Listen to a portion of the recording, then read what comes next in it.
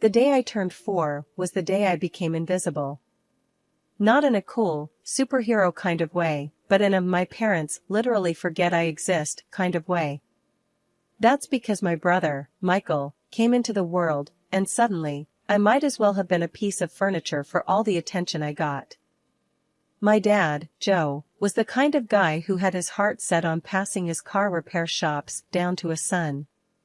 So, when Michael was born, it was like he won the lottery. Mom, Sarah, just went along with whatever made Dad happy. It was always about the heir and the legacy with him. Me? I was just Anna, the first attempt that didn't quite hit the mark. Joe, can you believe it? We have a son now. Mom's voice would echo through the house like she was announcing the arrival of royalty. Yeah, Sarah, the heir. Finally, Dad would respond, his voice booming with a mix of pride and relief, as if he'd been holding his breath waiting for a son and could finally breathe easy. I remember standing there, clutching my doll, feeling my heart sink. Didn't I count for something too? Thankfully, my grandparents, Frank and Mary, lived just down the street. They were my safe haven. Grandma Mary would always greet me with warm hugs and freshly baked cookies, making me feel like the most special girl in the world. Anna, come here, love. Tell me about your day, she'd say, her eyes twinkling with genuine interest. Grandpa Frank, with his endless stories and hearty laughs, made me feel like adventure was just around the corner. And then there was Aunt Lily, Dad's sister, who never had kids of her own but treated me like I was hers. Who needs em anyway? Aunt Lily would say about my parents, her voice rough from years of smoking. You got us, kid. We're your real family. Aunt Lily was the cool aunt. She'd take me on walks, tell me stories about the good old days, and teach me how to stand up for myself. If anyone gives you trouble, you come to me, she'd say, her tone serious, but her eyes soft. We don't take crap from anyone, got it? Got it, I'd reply, feeling a mix of comfort and confidence wash over me. Life went on like this for a while. At home, I was the ghost girl, tiptoeing around a brother who was showered with all the love and attention a kid could want. At my grandparents' house, I was Anna, the cherished granddaughter, the beloved niece. One evening, after another day of being overlooked, I went to my grandparents' house, seeking the warmth and affection I craved. The contrast between their home and mine was like night and day. Your dad's too caught up in his dreams of legacy, Grandpa Frank said, shaking his head. Doesn't realize the treasure he's got in you. He's a fool, Anna, Aunt Lily chimed in, her voice hard. But we've got your back, always. It was in these moments, surrounded by my grandparents and aunt, that I felt whole. They saw me for who I was, not as a disappointment or a shadow, but as Anna, a girl with her own dreams and worth. But no matter how much love they gave me, I couldn't shake off the feeling of being the forgotten daughter at home. It was a title I didn't want, but seemed stuck with, a reminder that in my parents' eyes, I was just the prologue to my brother's story. My 10th birthday was a big deal, at least to me. In our little world, hitting double digits meant you were no longer a little kid. Grandma and Grandpa knew this, and decided to surprise me with something I'd been dreaming of, my very own phone. Not just any phone, but a shiny, new one that I could use to call them or Aunt Lily anytime I felt invisible at home. Happy birthday, Anna. Look what we got for you. Grandma beamed, her eyes shining with excitement as she handed me the small, wrapped box. I tore off the wrapping paper, my heart racing. The moment I saw the phone, my world lit up. Oh my gosh, thank you. This is the best gift ever. I couldn't contain my excitement, hugging them both tightly. Aunt Lily winked at me. Now you can call me whenever you want, kiddo. No more feeling left out, yeah? Yeah. I grinned, feeling a sense of independence bubble up inside me. But my joy was short-lived. The very next day, Dad saw the phone in my hand. His face turned into a scowl, the kind that made my stomach twist into knots. What's that? He barked, nodding toward the phone.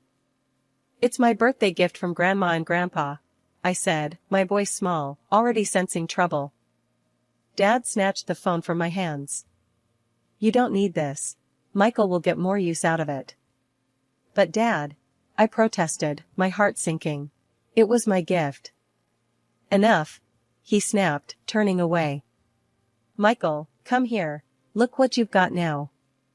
I watched, devastated, as my little brother took the phone with a confused yet excited look. He didn't understand the gravity of the situation, but I did. It was another loud, clear message. Michael mattered more. Later, I cried to Aunt Lily over what happened.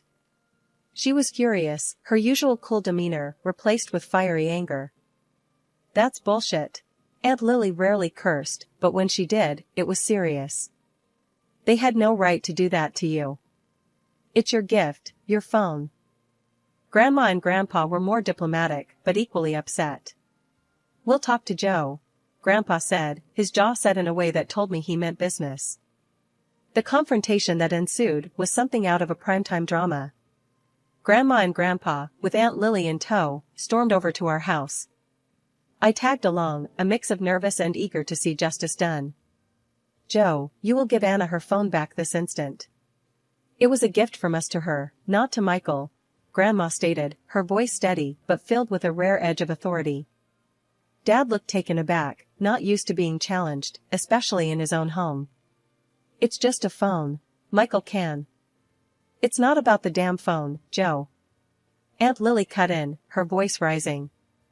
It's about respecting your daughter's feelings. About showing her she matters too. There was a tense silence.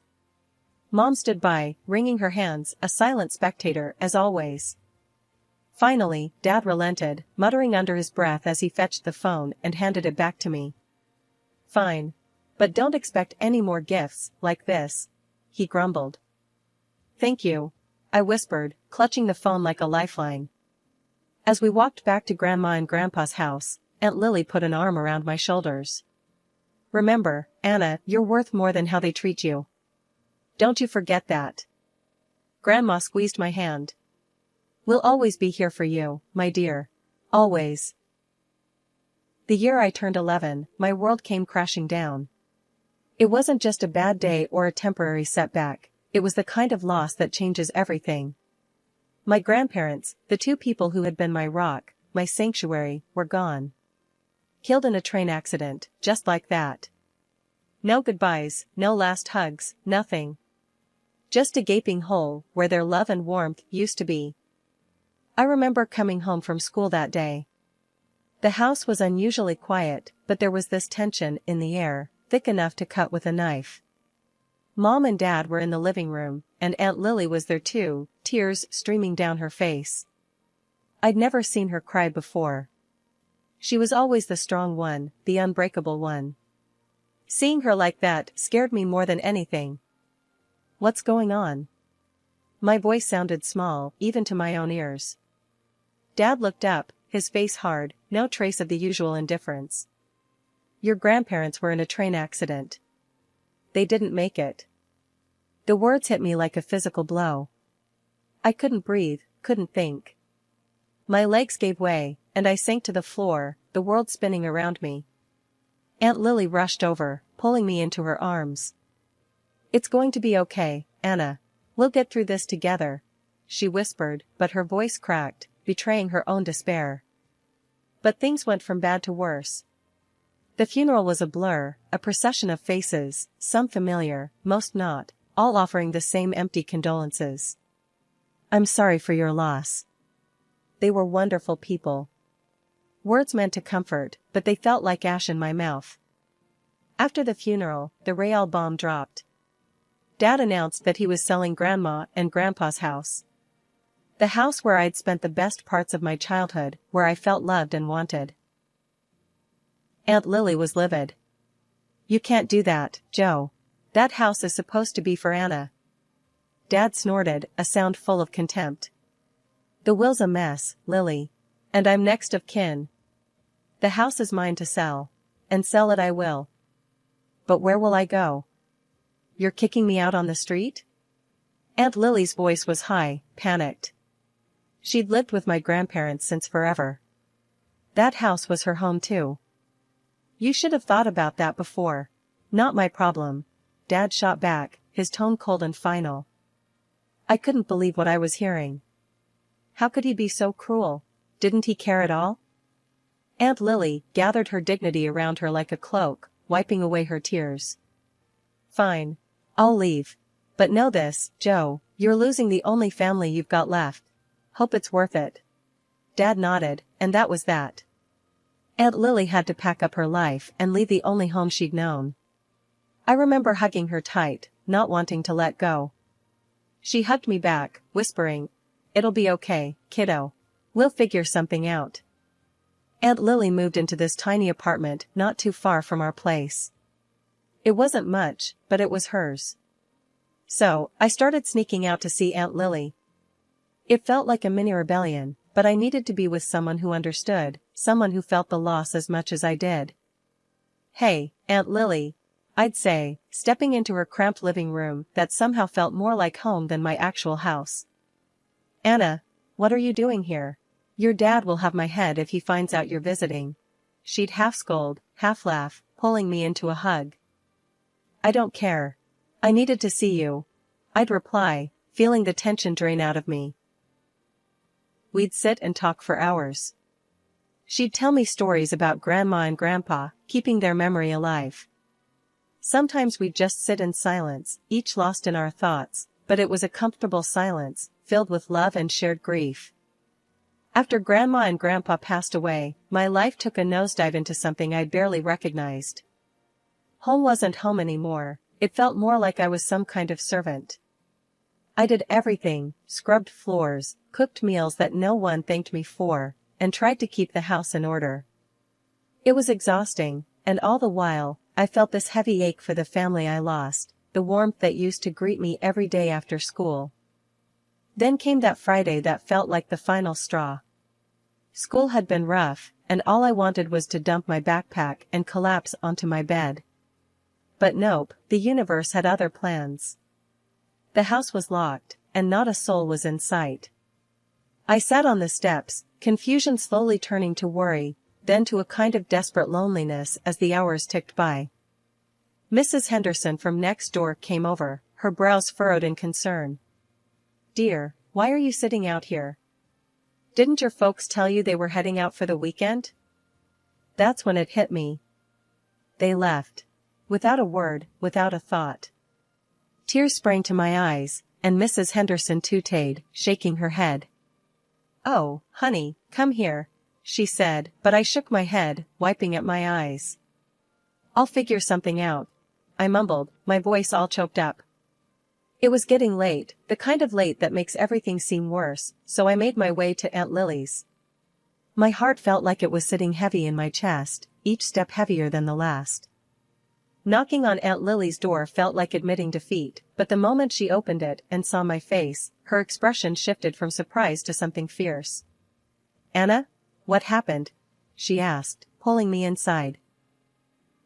I spilled everything, the words tumbling out in a rush, and by the end, Aunt Lily's face was set in a hard line. She dialed my dad, her tone sharp as broken glass. "Joe, your daughter was locked out, left on the doorstep like a forgotten package. What's going on?" Dad's voice came through the phone, all casual like we were discussing the weather. "Oh, that. We thought she was with you.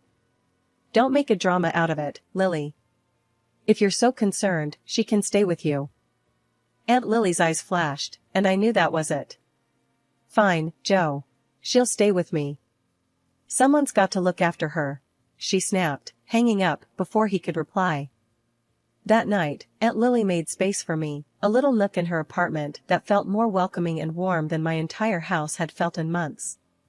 "You're with me now, kiddo. We'll make it work, you and me," she said, her voice soft but determined. And I stayed with her. Later, as I could understand with my childish mind, she got the status of guardian over me. Life with Aunt Lily was different. We didn't have much, stretching every dollar till it screamed, but there was laughter in that small apartment, and a kind of peace I hadn't felt in a long time. We were a team, tackling everything from bills to grocery shopping with a can-do spirit that made even the hard days seem okay. Living with Aunt Lily, things started to look up in ways I hadn't dared to hope. She pushed me, always in that tough love way of hers, to not let the past define my future. "You're smarter than you give yourself credit for, kiddo. Use that brain for something big," she'd say, nudging me towards the stack of college brochures piled on our tiny kitchen table. I hit the books hard. School became my escape, a place where I could prove to myself, and maybe a bit to my parents, wherever they were, that I was more than just a forgotten daughter. Nights were long, filled with study sessions that stretched until the streetlights outside flickered off. One evening, Aunt Lily caught me dozing off into my textbook. "You're burning the candle at both ends, Anna. Don't run yourself ragged." I rubbed my eyes, yawning. "I've gotta. Scholarships, Aunt Lily. It's the only way I'm getting into college." She sat down next to me, her voice serious. "I know, honey. Just, don't forget to breathe. You've got this, but don't forget to live a little too." Her words stuck with me, a gentle reminder that while the future was important, so was the present. When acceptance letters started rolling in, Aunt Lily and I jumped around our living room like a couple of loons. I had done it, full ride to study political science. The joy in Aunt Lily's eyes was something I'd carry with me forever. "You did it, Anna. I'm so damn proud of you." College was a whirlwind. Between classes, I snagged a part-time job and applied for every scholarship under the sun. Money was tight, and every little bit helped. Aunt Lily did her part too, working extra shifts, always with that uncomplaining resilience that defined her. "Every penny towards your future," she'd say, slipping me a few extra dollars she'd saved up from tips. I graduated top of my class, fueled by a blend of Aunt Lily's unwavering support and my own stubborn determination. The day I walked across that stage, diploma in hand, I saw Aunt Lily in the crowd, cheering louder than anyone. I couldn't help but think, this is for us. Landing a job after college felt like the next big leap. It wasn't just any job either. A renowned think tank had seen potential in me, a kid from nowhere with nothing but grit and a degree. "You're going to do great things, Anna. I just know it," Aunt Lily said, her voice thick with emotion, the night before my first day. "Yeah, but only because you believed in me first," I replied, knowing full well that none of this would have been possible without her. As my career took off, so did the rest of my life. Landing a job at a prestigious think tank was just the start. My days were filled with research, policy analysis, and even the occasional TV appearance to discuss the latest political developments. It was exhilarating, the kind of life I'd dreamed of, but never really believed I'd achieve. One evening, after a particularly successful panel discussion on television, Aunt Lily and I sat in our living room, a modest but cozy space we'd made our own over the years. She was flipping through the channels, trying to find a rerun of the discussion. "Look at you, all smart and important on the TV. Makes an aunt proud," she said, not looking away from the screen. I laughed, feeling a warmth spread through me. "Come on, Aunt Lily. It's just a panel. Besides, I wouldn't be here without you." "That's right, you wouldn't," she teased, finally settling on the channel just as my segment replayed. "But don't sell yourself short. You're doing the work, Anna. You're making a difference." It was moments like these that I cherished the most. Despite the success and the busy schedule, Aunt Lily kept me grounded. She reminded me of where I came from and what really mattered. Then came Mark, a fellow political scientist I met at a conference. He was passionate, smart, and, unlike me, incredibly outgoing. We hit it off immediately, finding common ground in our work and our shared vision for the future. Introducing him to Aunt Lily was a nerve-wracking experience.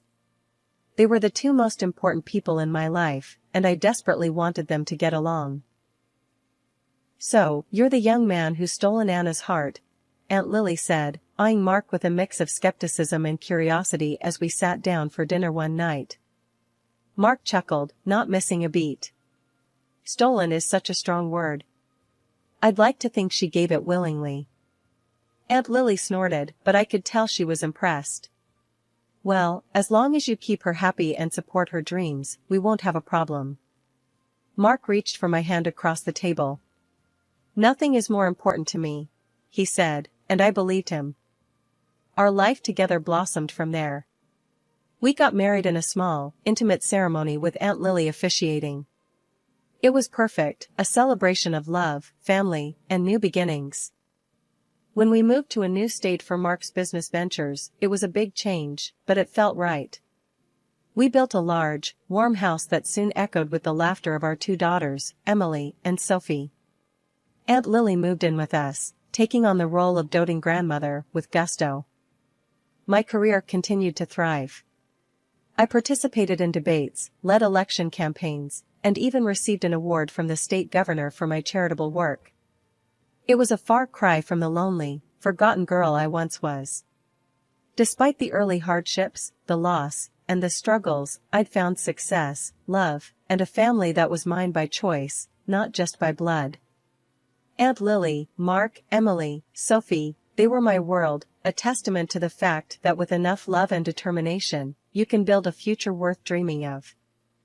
Walking back from a big interview, my mind was buzzing with thoughts of how it went and the questions I could have answered better. That's when I saw them in the parking lot, two figures looking lost and out of place.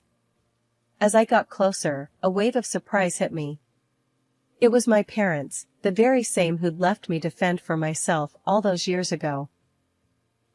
"Can I help you?" I asked, even though I recognized them immediately.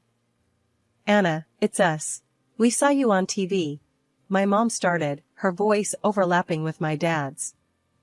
"We're so proud of you, darling," my dad added, trying to find the right words. "We've missed you. We want to be part of your life again." I couldn't hide my astonishment, nor the bitterness that quickly followed. My life? Now? My family is Aunt Lily, Mark, and my girls. You chose to leave that life behind. They looked desperate, almost as if they were clawing at the last straws of hope. "Please, Anna, we're your parents. We made mistakes, but we're family." That's when I pressed them, needing to understand their sudden reappearance. "Why now? What's changed?" The story spilled out. My brother, chasing his musical dreams over the path they had chosen for him, leaving them to face their crumbling world alone. My father's neglect of the business leading to its downfall, my mother's lack of work experience leaving them without a safety net. Their house, once a symbol of their future, now on the market with nowhere else to turn. Listening to them, I felt a mix of emotions. There was a part of me that wanted to help, to extend the compassion I'd learned to embody through my political career. Yet, another part of me remembered the nights spent locked out, the birthdays forgotten, the milestones uncelebrated. Standing there on the street, I didn't hold back. "You remember when you tossed Aunt Lily out, right? Or how about the time you left me sitting on the porch, locked out of the house?" "Yeah, I haven't forgotten that," I told them, each word heavy with years of unspoken hurt. I could see the realization dawning on their faces, the weight of their actions finally sinking in. But it was too late for regrets. I reached into my purse, pulled out some cash, and handed it to them. "This should cover your trip back. I think it's best if you leave now." Watching them walk away was like closing a book on a long, painful chapter of my life. But there was one call I needed to make, to my brother, the one person who truly understood what it was like growing up in our household. "Hey, it's me," I started, the moment he picked up. "Guess who just paid me a visit?" His laugh came through the phone, light and knowing. "Let me guess, our dear old folks?" "Yeah, but I handled it. Told them we're doing just fine without their sudden guilt trip," I said, feeling a mix of relief and strength. "I'm proud of you, sis. You've always been the strong one," he replied, his voice warm and reassuring. "How's the tour going?" I asked, changing the subject to something lighter. "It's amazing. You wouldn't believe the crowds we're drawing. Guess I'm finally living the dream, huh?" His excitement was palpable, and it made me smile. "Always knew you would. Just promise me you'll swing by here on your next tour." The girls would love to see their uncle rock the stage. Wouldn't miss it for the world, he promised. Take care, sis. Love you. Love you too. Hanging up, I felt a profound sense of peace. My life had come full circle in so many ways. Here I was, a successful woman, surrounded by people who loved me for me. Aunt Lily, Mark, my girls, and even my brother, from afar, formed the fabric of my true family.